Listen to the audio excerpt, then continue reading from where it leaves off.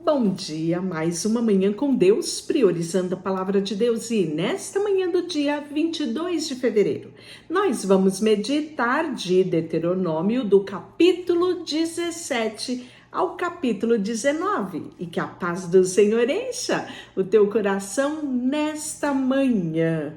Vamos falar do castigo da idolatria. Não sacrificarás ao Senhor teu Deus novilho ou ovelha em que haja imperfeição ou algum defeito grave, pois é abominação ao Senhor teu Deus. Quando no meio de ti, em alguma das cidades que te dá o Senhor teu Deus, se achar algum homem ou mulher que proceda mal aos olhos do Senhor teu Deus, transgredindo a sua aliança, que vai e sirva outros deuses, ou que adore ao sol, à lua, ou ao todo o exército do céu, o que eu não ordenei. E te seja denunciado, e ouvirdes então, indagarás bem. E isso eis que, sendo verdade certo, será abominação no meio de Israel. Então levarás o homem ou a mulher que fez esse malefício às suas portas e o apedrejará até que este morra. Quando alguma coisa for difícil demais em juízo, dentre o caso do homicida, a demanda, por exemplo, de violência e outras questões de litígio, então te levantarás e subirás ao lugar do Senhor teu Deus escolheu. Virás aos levitas, aos sacerdotes, aos juízes que houver naqueles dias, e inquirirás, e te anunciarão a sentença de juízo. E farás segundo o mandado da palavra que te anunciar, no lugar que o Senhor escolher. E terás cuidado de fazer consoante tudo o que te ensinarem. Segundo o mandado da lei, te ensinarem de acordo com os juízos que disseste, farás da sentença o que te anunciarem e não te desviarás, nem para a direita, nem para a esquerda. O homem, pois, que houver soberbamente, não dando ouvido ao sacerdote que ali está para servir ao Senhor teu Deus, nem ao juiz, este morrerá, e será eliminado este mal de Israel. E aí, eleição e os deveres de um rei, olha só, né? Não havia nem rei em Israel, mas quando entrares na terra em que te dá o Senhor teu Deus, e a possuíres e nela habitais, dissereis: estabelecerei sobre mim um rei, como todas as nações que se acham ao redor de mim. Preste bem atenção nisso que está dito em Deuteronômio, capítulo 17, 14, né? Porque vai ser exatamente isso que vai acontecer nos dias de Samuel. O povo vai querer um rei, né? E isso vai ser inconcebível para Samuel. Você vai perceber, né, que Deus já tinha previsto isso, já sabia qual era o coração desse povo. E olha só, estabelecerás com efeito sobre ti como rei aquele que o Senhor teu Deus escolher, homem estranho que não seja dentre os teus irmãos. Não estabelecerás sobre ti, e sim um dentre eles. Porém, este não multiplicará para si cavalos, nem fará voltar o povo ao Egito para multiplicar cavalos, pois o Senhor vos disse: nunca mais voltareis àquele caminho. Tampouco para se multiplicará mulheres, para que o coração não se desvie e nem se multiplique muito para si prata e ouro. Olhe só o que aconteceu com Salomão.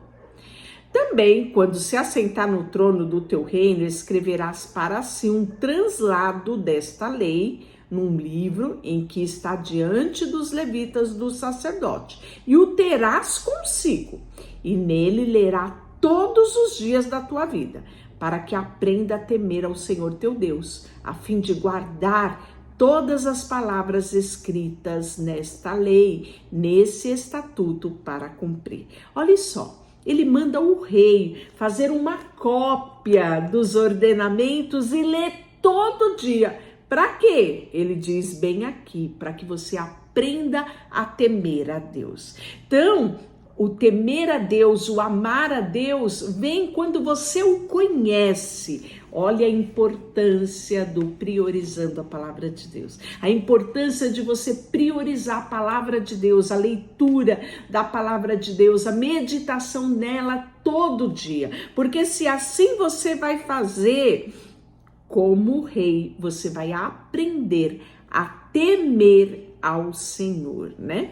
Então ele deixa essa ordenância aqui para um possível, lá na frente, rei que vai existir sobre Israel, e nós tomamos aqui, né, como conselho também para nós. É a herança e os direitos do sacerdote e dos levitas, que nós já tivemos menção sobre isso e que ele vai repetir aqui.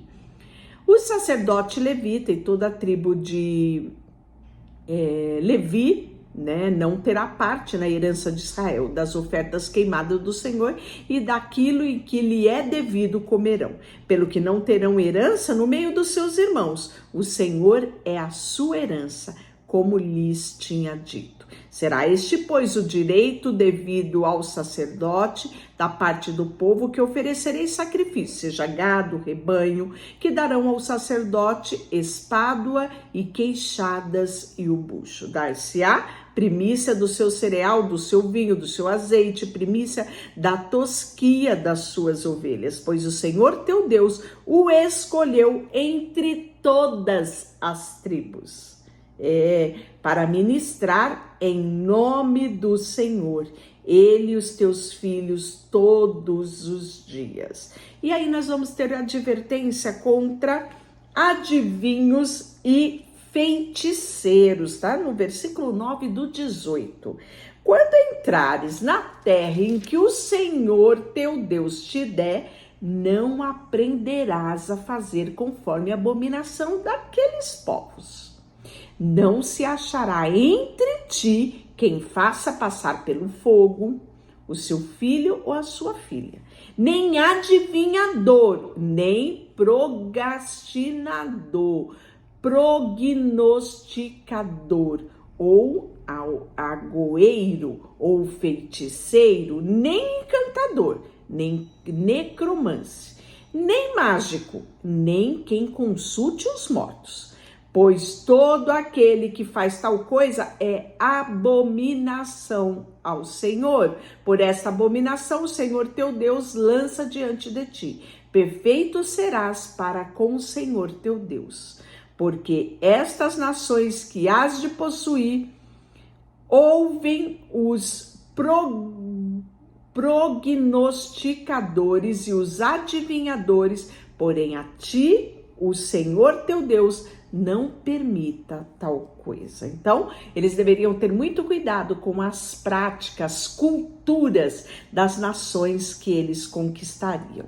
E aí nós estamos tendo também aqui a promessa de um grande profeta. Olha só, o Senhor teu Deus te suscitará um profeta no meio de ti e dos teus irmãos, semelhante a mim, e a ele ouvirás, né? Então aqui nós estamos vendo, né, que Moisés fala que o povo sempre teria alguém, né, segundo o coração de Deus, para direcioná-lo. Quem vai fazer isso logo após a morte de Moisés? Nada mais, nada menos que Josué. Então o Senhor me disse: falaram bem aquilo que disseram, suscitar-lhe-ei um profeta no meio dos seus irmãos, semelhante a ti, cuja boca porei as minhas palavras, e ele falará tudo o que eu ordenar. De todo aquele que não ouvir as minhas palavras, que ele falará em meu nome, disso lhe pedirei contas. Porém, o profeta que presumir falar alguma coisa em meu nome, que não mandei falar, ou que falar em nome de outros deuses, esse profeta será morto. Se disser em seu coração: como conhecerei a palavra que o Senhor falou? Sabe que quando este profeta falar em nome do Senhor, a palavra dele, se não cumprir nem suceder, como profetizou esta palavra, que o Senhor não o disse. Com soberba o falou tal profeta. Não temas a ele, não tenha temor a este profeta, né? E aí, 6 cidades-refúgios também é uma repetição daquilo que nós já ouvimos em Números 35 e agora, né, vimos recentemente em Deuteronômio 4, no 41 ao 43, e aqui novamente no 19. Quando o Senhor teu Deus eliminar as nações e a terra te dará o Senhor teu Deus a desapossares e morares em cidades, nas suas casas. 3 cidades separarás no meio da terra que te dará o Senhor teu Deus para possuíres.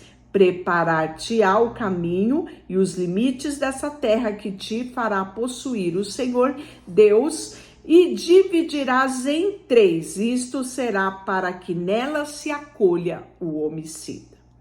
E aí nós vamos ver os privilégios da cidade-refúgio, né? Então já falamos sobre isso em Números 35, ali seria recolhido o homicida, né, para que ele vivesse, não fosse vingada o morto, né? Então ele ficaria ali aguardando o devido processo legal, pois é, e ali ele estaria guardado nessa cidade. Todo homicida que involuntariamente, né, matou alguém, então não poderia ser o homicida doloso, aquele que tinha intenção de matar.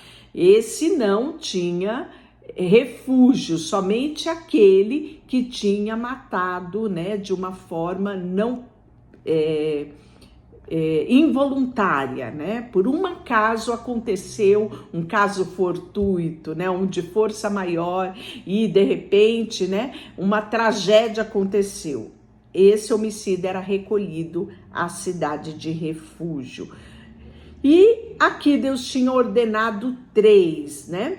E depois nós vamos falar, mas havendo alguém que aborrece o seu próximo e lhe arma cilada, então aqui nós já estamos vendo nesse segundo momento um homicida doloso, né? Aquele que arma cilada, aquele que prediz, né? Que se levanta contra ele, fere de golpe mortal e se acolhe em uma dessas cidades, os anciões da cidade enviarão e o tirá-lo-ão dali e o entregará na mão do vingador do sangue para que esse morra, né? Não deverá ser olhado para ele com piedade, antes deverá ser exterminado de Israel. E nós vamos ver também, né, o cuidado que deveria haver das testemunhas que dariam, né, testemunho perante o juiz. Isso, até mesmo nisso, o Senhor traçou, né, todos os cuidados que deveriam ter. Deixa eu orar por você. Senhor, nesta manhã colocamos diante de Ti o nosso coração, a nossa vida, tudo que temos, tudo que somos, e queremos dia após dia observar as Tuas leis, meditar nela, ter ela como prioridade na nossa vida, para temer ao Senhor sobre todas as coisas. Colocamos diante de Ti tudo que temos e tudo que somos, em nome de Jesus. Amém. Deus te abençoe.